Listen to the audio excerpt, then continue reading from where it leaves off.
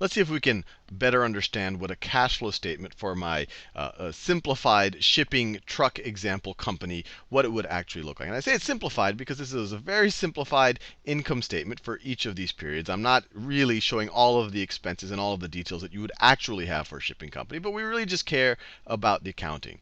So let's just say at the beginning of this fiscal year, when I started this company, I had $60,000. We know from our example that we used that $60,000 to buy a $60,000 truck. And on the cash flow statement, you express that saying, I spent $60,000 on capital expenditures. Sometimes it's property, plant, and equipment. And so you would actually put the $60,000 right over here on capital expenditures. And hopefully we'll understand this a little bit. And remember, the cash flow statement is really a way of reconciling the profit with the starting and the ending cash. So let's just think about this a little bit. Our profit here, if we just take the number that we have right over here, our profit in the first period is $30,000. We're assuming nothing shady is happening with the accounts payables, accounts receivables, that they're not changing over the course of the year.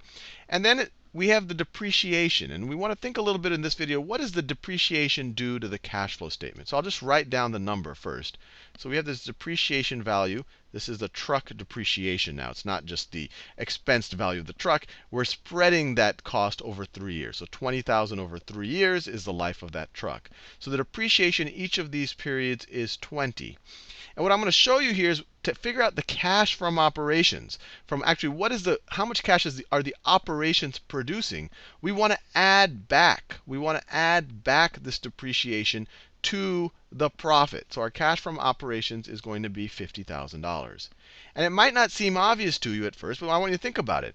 This $20,000 that we're showing as an expense in every period, and actually might be a little bit more obvious if we think about period 2 or period 3.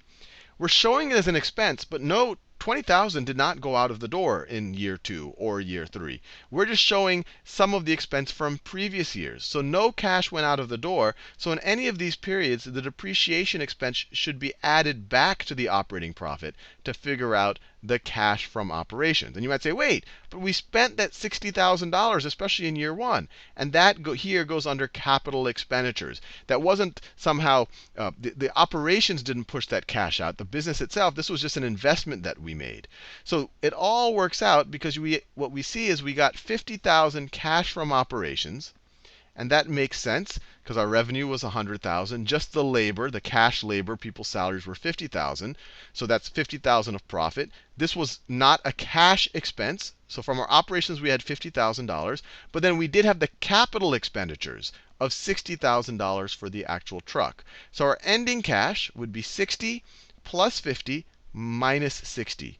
So our ending cash is going to be $50,000. Now, it might make a little bit more sense if we go to the next period. Our starting cash here is $50,000. It's our ending cash of the previous period. Our profit, once again, is $30,000. You add the profit to the depreciation.